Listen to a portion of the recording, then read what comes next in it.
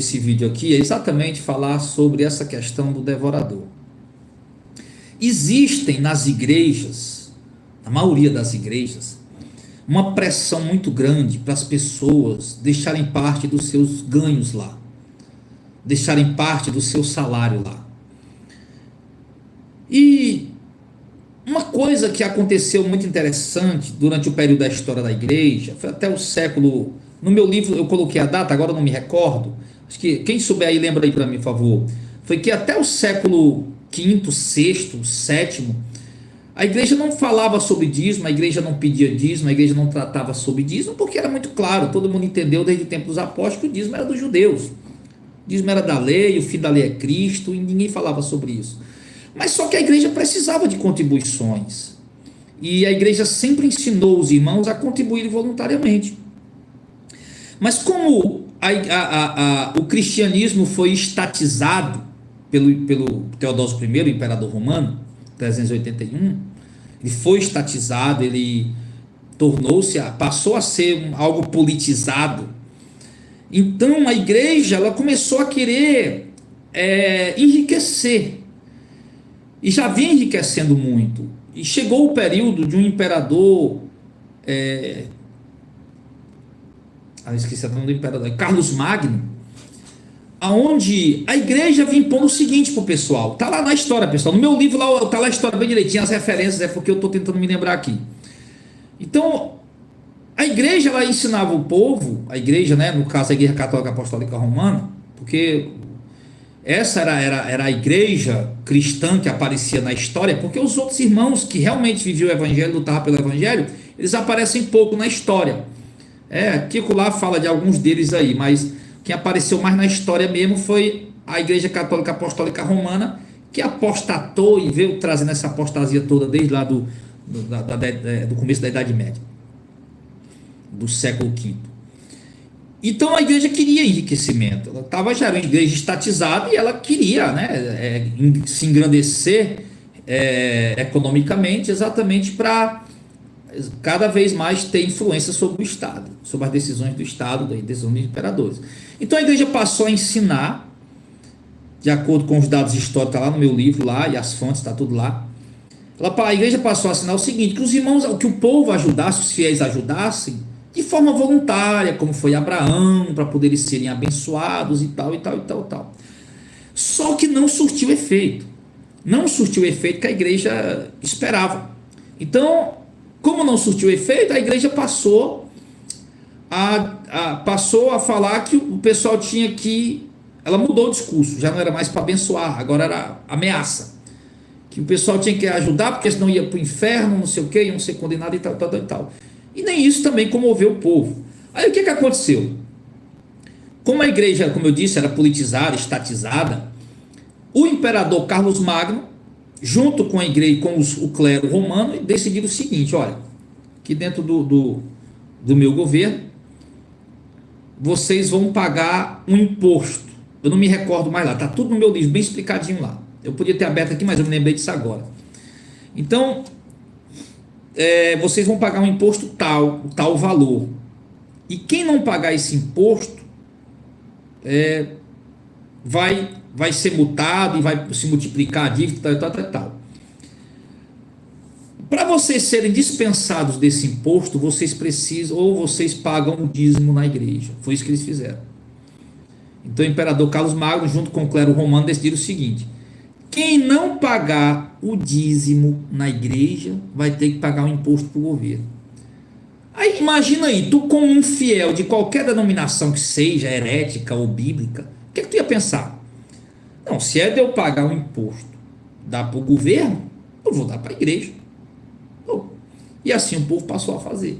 Para não pagar um imposto para o governo, passaram a dar o dízimo. Aí quem não desse o dízimo para a igreja ia pagar um imposto dobrado, que era maior do que o dízimo para o governo. E aí o povo, obviamente, passou a pagar o dízimo nessa situação. E veio de lá para cá. Lá no meu livro, O Dízimo Não é Obrigatório, Devorador Não é Demônio, eu explico tudo isso aí, pessoal. Mostro as fontes, mostro lá tudo direitinho lá para vocês, lá como é que tá. O livro é de graça. O Dízimo Não é Obrigatório, Devorador Não é Demônio, é digital, PDF. Você manda a mensagem para o WhatsApp do Ministério 859-9127-2811.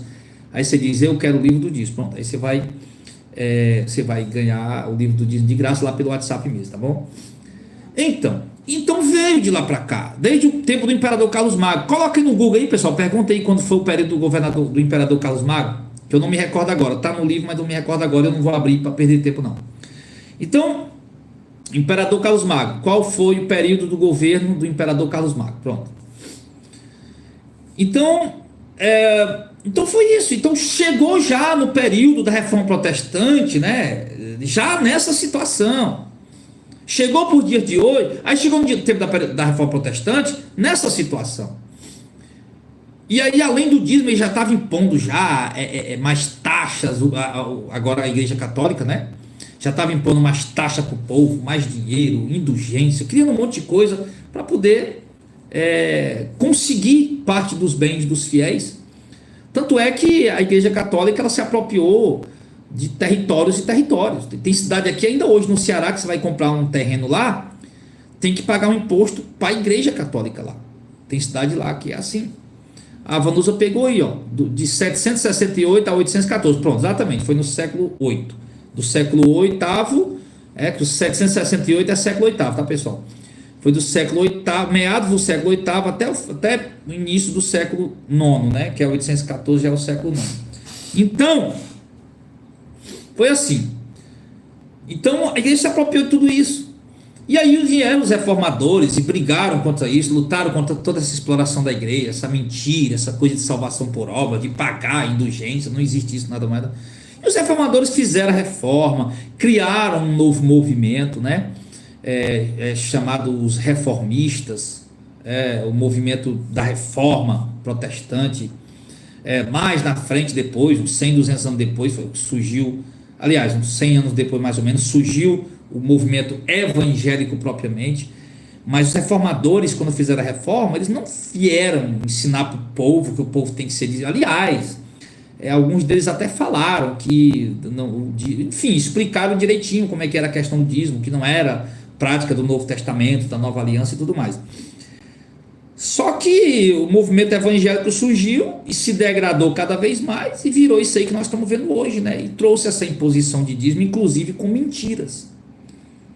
Porque quando você chega num culto e dizer para os irmãos, traga seus dízimos e ofertas, mas você pelo menos explica para as pessoas, dizer, olha pessoal, traga seus dízimos e oferta, porém, dízimo não é obrigatório, porém, dízimo era uma questão da lei, não vigora para a nova aliança. Nós estamos apenas pedindo 10ª parte do que vocês ganham, que é uma forma que a gente achou melhor para os irmãos contribuir, mas se você também não der, não vai ter problema nenhum, não vai acontecer nada com você. Se eles pelo menos fossem honestos, tudo bem, mas não, sabe? Eles dizem que é dever, até pastores reformados dizem que é um dever, que é obrigação, que é uma dívida para com Deus. Os neopentecostais vão além, eles dizem que até que a pessoa que não der o dízimo não tem salvação para ela.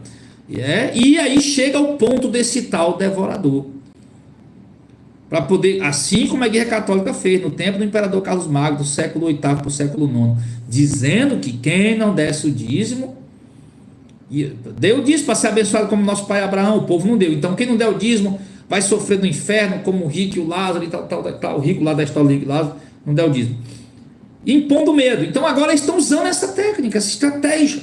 Só me falta agora o governo fazer como o imperador Carlos Magno, obrigar o povo a dar dízimo para a igreja, e quem não der dízimo para a igreja vai pagar um imposto dobrado para o governo. Só me falta isso aí agora. Também se isso aí, eu não duvido não, hein? Essa tal dessa bancada evangélica aí que, na verdade, não vejo eles fazendo praticamente nada de proveito, não vou dizer nada, né? Mas praticamente nada de proveito realmente para defender o povo evangélico. Pelo contrário, defende as grandes instituições evangélicas que massacram o povo evangélico, sugando o que o povo tem. Mas enfim, então você vê, o povo elege deputados para criar uma bancada chamada evangélica para os deputados defender o interesse das grandes instituições evangélicas, que inclusive estão oprimindo o povo e explorando o povo financeiramente, mas não propriamente para defender o povo evangélico. É incrível, é contradizente demais, né? Contraditório demais. Enfim, aí eles criaram esse argumento, né? Que conseguiram aí dizer que pega lá o texto de Malaquias, que é onde nós vamos aqui agora. Aí vai dizer lá, Malaquias, no capítulo 3,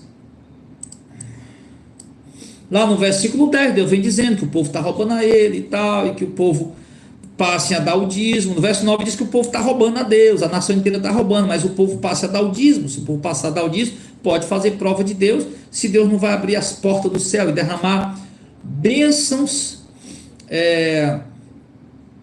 derramar sobre vocês bênçãos sem medida que vocês não tem nem onde guardar. Mas se não trouxer, diz ele, verso 11, eu impedirei por vossa causa, presta atenção aí, ó, verso 11, pode abrir sua Bíblia, por vossa causa repreenderei o devorador, Deus está falando. Aí pega esse, irmão, tem mais palavras no texto.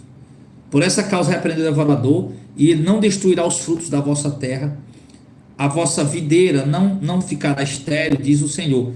Mas eles pegam só parte do versículo, só a primeira parte do versículo, e por vossa causa repreenderei o devorador, e pronto, daqui dessa parte, o pessoal que está lá na igreja dele nem se preocupa em olhar o restante do versículo,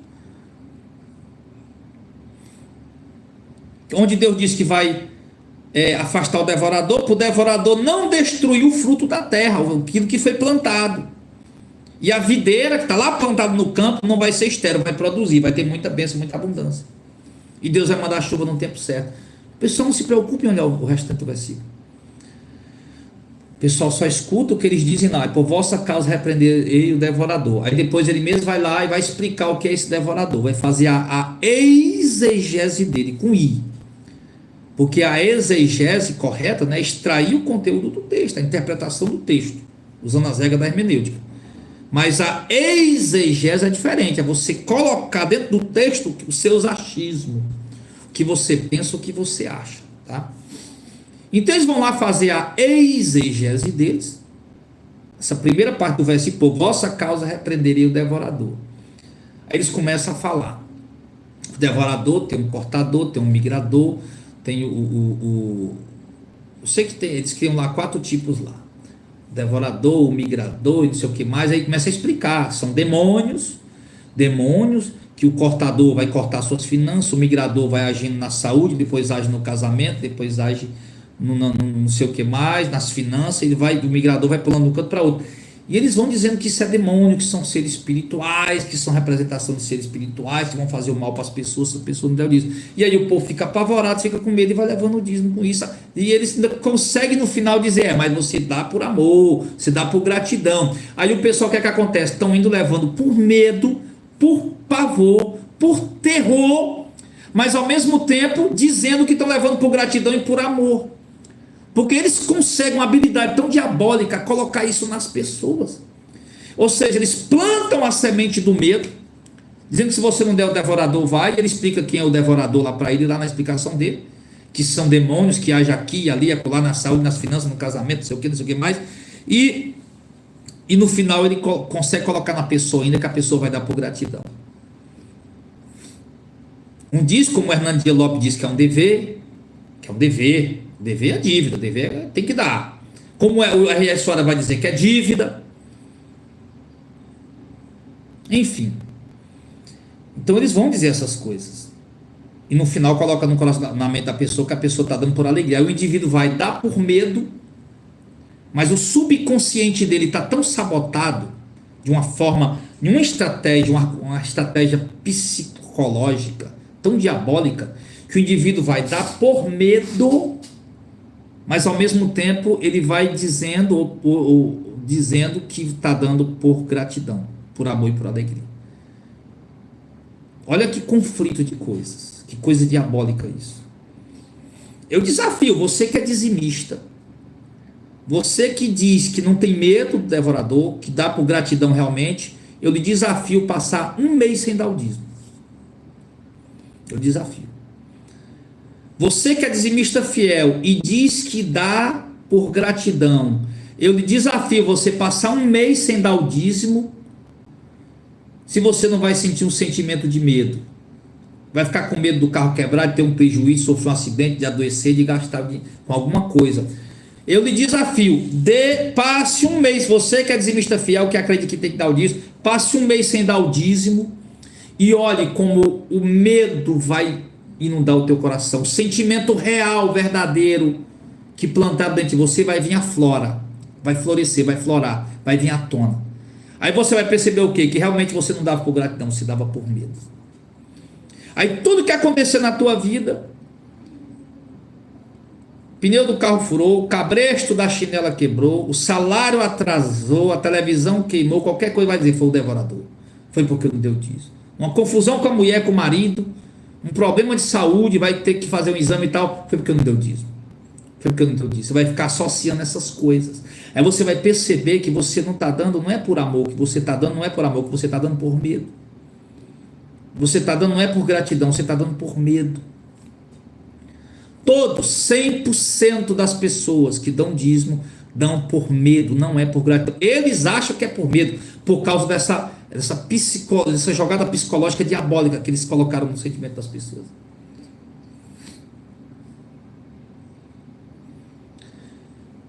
Então, mas afinal de contas, que devorador é esse? Presta, irmão, eu podia explicar só nesse versículo. Geralmente quando eu vou dar um estudo desse aqui, eu faço pelo computador porque eu jogo o texto na tela, mas pega a tua Bíblia aí no celular mesmo, tá aqui, ó, celular, abre a Bíblia e tal. Eu podia explicar só aqui no texto, ó. Olha Deus está falando. Por vossa causa repreenderei o devorador. Por que o devorador? Que devorador? O que esse devorador faz? Continua lendo o versículo, criatura. Ei, você que é dizimista fiel, abre aí Malaquias 3:11. E por vossa causa repreenderei o devorador. Meu Deus, quem é o devorador? O que é que esse devorador faz? Pelo amor de Deus, eu estou apavorado. Lê o resto do versículo, criatura. Lê o resto do versículo e lê em outras traduções também, ó. Baixa essa Bíbliazinha aqui para você, ó, de graça aí no... Ó, Bíblia JFA Offline, tá aqui ela. Tem 15 tradução de graça aí. Aí tu olha aí na Almeida, Almeida Corrigida e Fiel. Pronto. Por vossa causa repreendeu o devorador. Mas quem é o devorador, meu Deus do céu? Que devorador é isso? O que é que vai fazer? Lê o resto do versículo. O que é que o devorador vai fazer? Ele não destruirá o fruto da terra. E a vossa videira no campo não será estéril, Senhor. O que é o fruto da terra? O que planta. O que é uma videira? É uma planta que produz o vinho, a uva, né? Onde se a uva se produz o vinho, onde se produz... ou é a que produz azeitona, eu sei lá. É uma que produz alguma coisa aí. O versículo está explicando. O devorador destrói o fruto da terra. O fruto da terra, o que se planta. Pastor Adel, você está com malandragem. Vamos para outra tradução. Tem 15 tradução aqui, de graça. 15. Deixa eu pegar outra aqui. Essa aqui está na Almeida Corrigida e Fiel. Deixa eu pegar a NVI. A NVI, que é uma das mais conceituadas, uma das traduções mais conceituadas que existe. Mas claro, os pastores não vão usar a NVI para falar em Malaquias 3:11. Olha, o mesmo texto na NVI. Manda trazer o dízimo. Aqui no verso 9 ele diz que a nação está roubando a Deus. No verso 10 diz que é para trazer o dízimo, o depósito do templo, para ter mantimento, do mesmo jeito lá. E vai abrir as portas do céu, derramar tantas bênçãos que não vai ter onde guardar. Aí no verso 11 ele diz: por vossa causa repreenderei o devorador, na Almeida Corrigida e Fiel. E na NVI diz o quê? Eu impedirei que a praga devore a sua colheita. Olha isso aí. Tá ficando mais claro isso aí? Dá para ficar mais claro agora? Na Almeida Corrigida e Fiel, uma linguagem mais clássica diz: por vossa causa repreenderei o devorador. Na NVI, Nova Versão Internacional, que é uma versão muito bem conceituada entre os teólogos e estudiosos da Bíblia, ele diz assim: enquanto a Almeida Corrigida e Fiel diz: por vossa causa repreenderei o devorador, está corretíssimo. Na NVI diz assim: eu impedirei que a praga devore a sua colheita. A mesma coisa, só que com palavra diferente. Por vossa causa repreenderei o devorador. Ou, noutra tradução, impedirei que a praga devore a sua colheita. Então ele está falando que o devorador devora colheitas. E as videiras no campo não produziram fruto, diz o Senhor. Então, se não, aí as videiras no campo não perderão seu fruto, porque se o devorador vier, ele vai comer o fruto da colheita e a videira no campo não vai produzir o seu fruto. Observe que ele está falando de coisas que foram plantadas. Então, logo, o devorador não seria um demônio, porque demônio não come alface, demônio não come capim, demônio não come milho, demônio não come feijão, não come arroz, tudo coisa que se planta. Demônio come essas coisas? Não. Então, logo, o texto está dizendo que o devorador come essas coisas. Então, logo, está descartado, em hipótese alguma, de modo nenhum, de jeito nenhum, ele está falando de demônio ou de algo espiritual. De maneira nenhuma. Ele está falando de um tipo de bicho que come capim, come mato, que come erva, come coisa que planta. Se o judeu plantou a videira, se plantou a oliveira, se ele plantou feijão, arroz, o devorador vai comer aquelas coisas lá. E por que o devorador está ligado a essas coisas que se planta? Porque em Deuteronômio 14, 22 diz que o fruto, que o dízimo é do fruto da terra. Deuteronômio 14, do 22 ao 29 vai explicar que o dízimo é dado uma vez por ano apenas daquilo que o judeu plantou e colheu. E também do que ele criou, né? Das crias que ele criou. Só que aqui ele está tocando só no assunto do que plantou. Por isso que ele está falando que o devorador come o fruto da terra, porque o dízimo é dado do que se planta. 10% de tudo da colheita do judeu toda era o dízimo. Então não é demônio, criatura. Você quer ver esses devoradores aqui, Deus enviando esses devoradores? Olha só em Joel. Joel capítulo 1, olha isso aqui. Ele vai trazer uma palavra de juízo para o povo de Israel, mandando narrar, verso 3, narre isso para os vossos filhos, os filhos dos vossos filhos e para as outras gerações. O que? Narrar o que? Que o que ficou da lagarta, o gafanhoto comeu. O que ficou do gafanhoto, a locusta comeu. O que ficou da locusta, o pulgão comeu. O que é que lagarta, gafanhoto, locusta e pulgão come? O fruto da terra. Você pode ler Joel 1 e 2 inteiro. Pode ler, que vai explicar isso aqui. Os judeus estavam sendo infiéis a Deus, nem estava dando disso, estava sendo infiel a Deus em todo sentido. Deus enviou praga, disse que ia enviar praga. Aí o que a lagarta comeu, o que a lagarta não comeu, o gafanhoto veio e comeu. Aí o gafanhoto foi lá, comeu, mas o que o gafanhoto deixou e não comeu, veio a tal da locusta e comeu.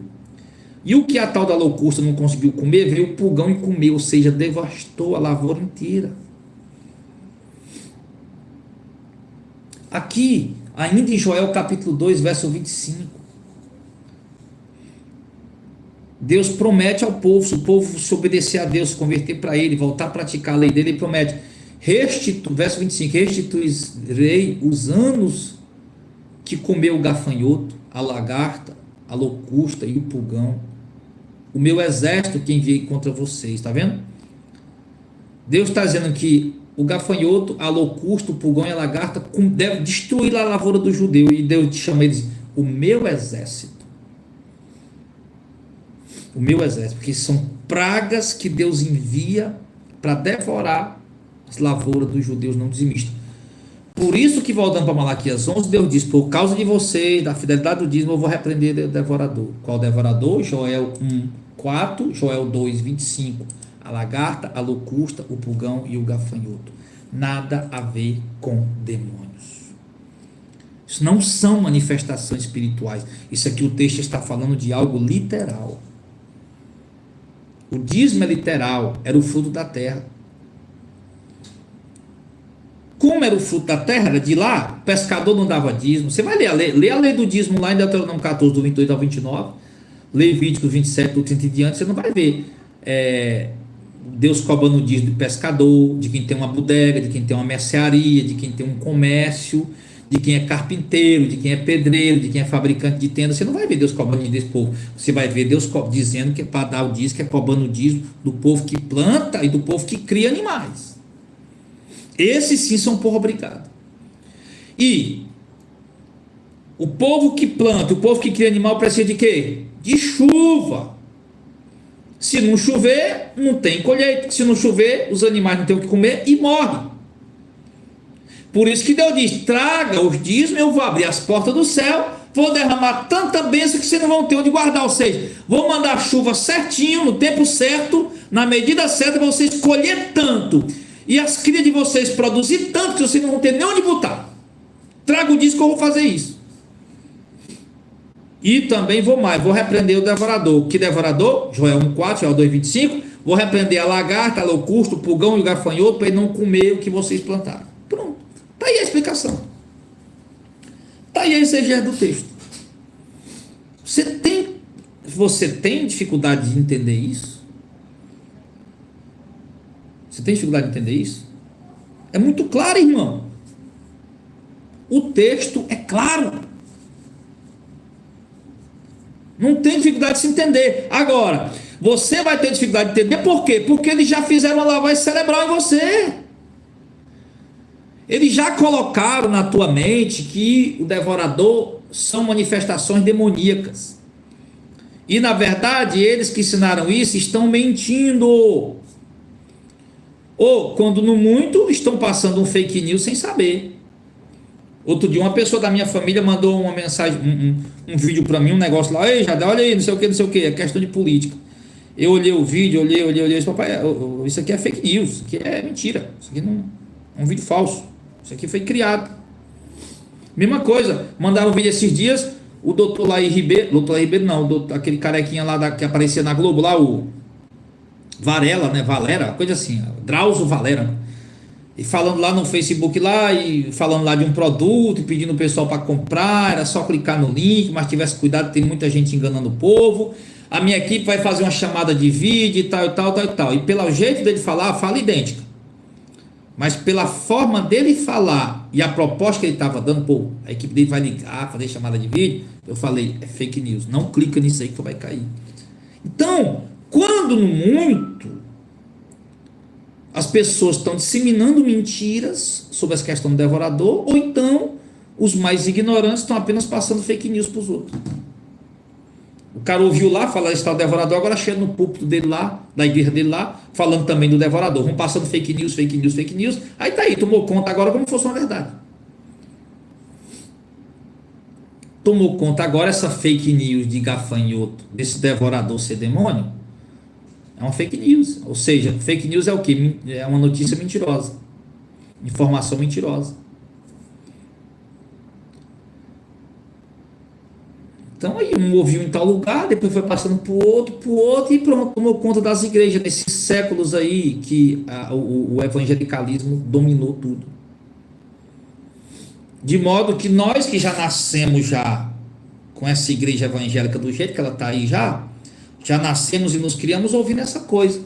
Aí quando tu nasce e cresce ouvindo algo de alguém que tu confia, teu pai e da tua mãe, por exemplo, eu tenho aqui, isso aqui é branco e isso aqui é preto, né?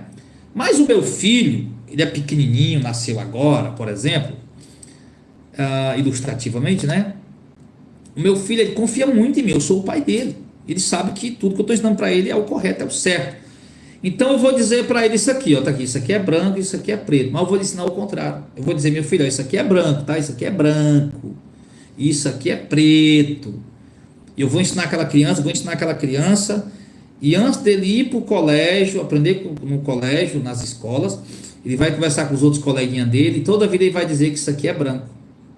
E toda vida ele vai dizer que isso aqui é preto. Por quê? Porque uma pessoa que ele confia extremamente, que é capaz de dar a vida por ele, que um pai é capaz de dar a vida pelo filho, que é capaz de dar a vida por ele, ele vai saber, ele vai ter confiança que está falando a verdade, que isso aqui é branco e que isso aqui é preto. Ele não faz ideia que ele está enganado. Aí ele vai chegar na escola, os professores vão chegar lá, 5 anos de idade, o bichinho vai para a escola, aí vai começar a aprender na escola sobre as cores e tal, e lá quando a professora disser que isso aqui não é preto, isso aqui é branco, e que isso aqui não é branco, isso aqui é preto, ele vai ter um choque de realidade, ele vai ficar confuso, ele vai ficar assustado. Não, mas a pessoa que eu confio muito, capaz de dar a vida por mim, o meu pai me ensinou que isso aqui é branco, Essa professora, ela é estudada, ela é estudiosa, uma pessoa, uma figura que está aí na frente ensinando para a gente. Ela está dizendo que isso aqui é preto, mas o papai disse que era branco. E aquela criança vai ficar confusa, por quê? Porque o professor também vai começar a ser uma figura importante para aquela criança, vai passar a ser uma figura também de confiança. A criança vai ficar desconfiada, vai ficar com dúvida, vai ter um choque de realidade. Até que vai chegar um momento, de fato, na vida dela, em que ela não está ouvindo mais só o pai dela ensinando as coisas para ela, vai chegar um momento que ela vai ter a liberdade de ouvir outras coisas, de ler, de estudar, de aprender, e ela vai realmente entender que isso aqui é preto, não branco, como o pai dela disse. Então é exatamente isso que esses pastores fizeram com vocês, conosco. Nós nascemos, crescemos e nos criamos dentro do sistema evangélico, eles dizendo que isso aqui é branco, quando na verdade é preto. Ou seja, eles dizendo que o devorador é demônio, que eu tenho que dar o dízimo, senão o demônio vai na minha casa, na minha família, vai agir em 4 manifestações, o migrador, o cortador e não sei o que mais, E eu cresço ouvindo aquilo, e quando eu escuto alguém dizendo que não é, que isso está errado, aí vem um choque de realidade. Afinal de contas, agora quem está certo? Aí agora você vai ter que analisar o texto dentro do seu contexto, fazer as comparações, os paralelos. Aí a boa exegese bíblica, de fato, e ouvir mais pessoas falando sobre o assunto, e fazer a boa exegese bíblica para você chegar à sua própria conclusão. Mas o fato é que o povo está dominado pela mente. Eu estava vendo, por exemplo, esses dias, me perdoe falar isso aqui, misturar esse assunto aqui, o governo atual estava querendo criar um sistema para investigar, inspecionar as movimentações financeiras de todos os brasileiros. Eles estavam exigindo que, a partir de agora, bancos digitais, cartões de crédito, declarassem para a Receita as suas movimentações, para poder descobrir o que é o movimento do cartão de crédito, porque até hoje a Receita não tem acesso a isso. A Receita não recebe essas informações. Aí o governo foi lá e quis fazer isso para quê? Para poder ver a movimentação financeira, quanto você movimenta de PIX, quanto você movimenta de cartão de crédito, para poder ver se a sua movimentação fosse acima de R$5.000, ia ser informada para a Receita ia, provavelmente você ia cair na malha fina e ia sofrer algumas sanções aí do governo. Só que o pessoal começaram a falar uma coisa e outra, o governo voltou atrás. E a mídia diabólica e mentirosa que nós temos aí na televisão, ela simplesmente diz, não, o governo voltou atrás por causa de muita fake news. Mas peraí, eu nunca vi o governo voltar atrás em nada por causa de fake news. O que eu vi foi o governo indo lá esclarecendo aquilo, fake news. Eu vi o próprio pessoal do jornal dizendo, olha, isso aqui é fake news, que o fulano falou isso, falou aquilo outro. Na verdade ele falou foi isso, assim, assim, assado. Ah, tá, então agora eu já sei. Mas por que dessa vez não fizeram isso? Por que dessa vez, não, era fake news para aqui? O jornalista só fez dizer o seguinte, não, o governo voltou atrás por causa de fake news. Eu já fiquei com a pulga atrás da orelha. Falei, como é que é? O governo voltou atrás. Eu nunca na minha vida vi esse governo voltando atrás por causa de fake news. Quando surge uma fake news, o jornalista vai lá mesmo, o Globo.com, os jornais que eu leio aqui, vai lá e diz, ó, isso aqui é fake news por causa disso. A verdade é essa. Mas eu nunca vi ele voltar atrás. Eu vi ele desmascarando a fake news. E por que dessa vez eles não desmascararam a fake news? Pelo contrário, voltaram atrás. Aí o jornal foi lá, deu a notícia, não, era por causa de fake news, só disseram isso, não explicaram o que é a fake news. Aí foram lá dizer só, não, por causa da fake news, eles voltaram atrás. Aí o povo que assistia o Jornal Nacional, qualquer outro jornal, escutaram a notícia, não, o governo voltou atrás por causa da fake news. Aí pronto, aí sai todo mundo, igual um robô, dizendo a mesma coisa. Não, o governo voltou atrás por causa da fake news. O governo voltou atrás por causa da fake news. Mas não sabe explicar o que era fake news, porque era fake news. E na verdade o governo voltou atrás, não foi por causa de fake news. Porque, claro, surgiu muita mentira em torno disso. Mas a verdade era que todos iam ser inspecionados. Todo brasileiro, do mais novo ao mais idoso, do que movimentou 5 mil reais para cima, meu amigo, não tem bom. Todos iam ser investigados, inspecionados, verificados pela Receita Federal. Essa era a verdade. Essa era a verdade. Declarou 5 mil, movimentou 10, 15 mil. Opa, por que não está declarando 15 mil? Peraí, tranca os bens do camarada aí, tranca as contas dele aí, deixa ele vir aqui na Receita prestar um depoimento para ver o que é que nós fazemos com ele. Se nós vamos liberar ele, ou se ele vai pagar a multa, ou enfim, o que é que vai acontecer com ele? Então, o que eles falaram, o povo simplesmente saiu dizendo fake news, fake news, fake news. É a mesma coisa que estão falando. Estou dando esse exemplo que é quentinho, é recente. É a mesma coisa que fizeram com vocês em relação ao dízimo. Você vai dizer lá, eu vi um pastor lá na internet que era careca, né? Mas agora inventou de usar um chapéu. Continuou sendo careca, mas está usando um chapéu agora. Eu vi um pastor lá na internet dizendo lá que esse negócio de devorador não é demônio não, e que esse negócio de dízimo da antiga aliança não é para hoje não. Eles vão dizer, pai, isso é fake news, isso é pastor de internet, esse cara está aí mentindo, o cara está encaminhando o povo para o inferno, esse camarada é um profeta de Baal, é um filho do cão, não dê ouvido a ele não.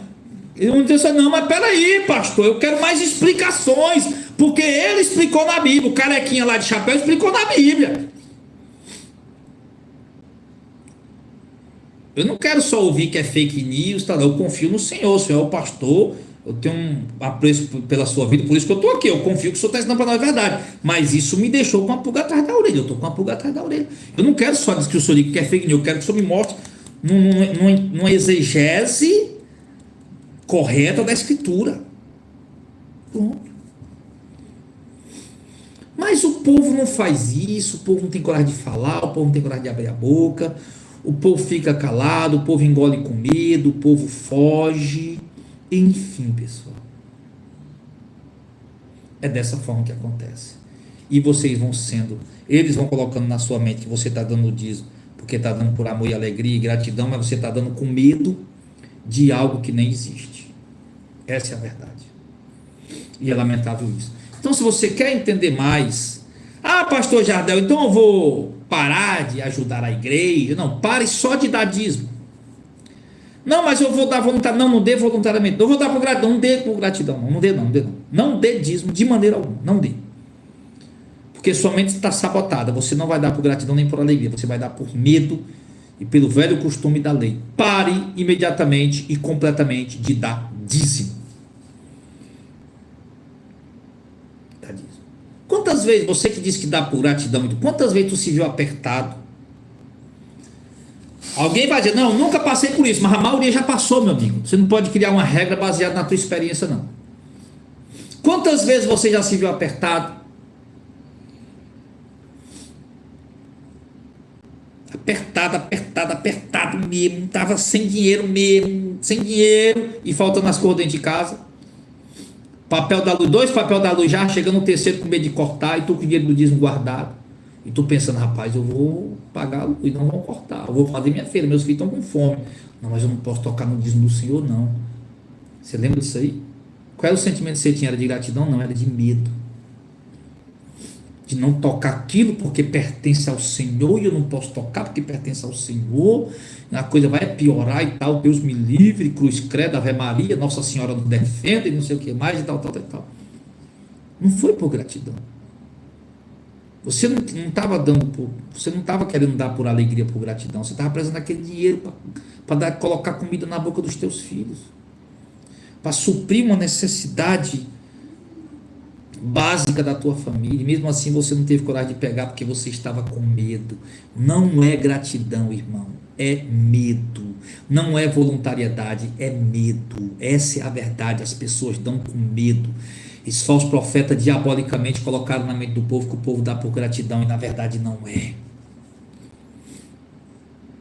Faça o desafio que eu fiz a você que não quer parar de dar o dízimo, que diz que dá por amor, por gratidão, por alegria, mano. Pare de dar um mês,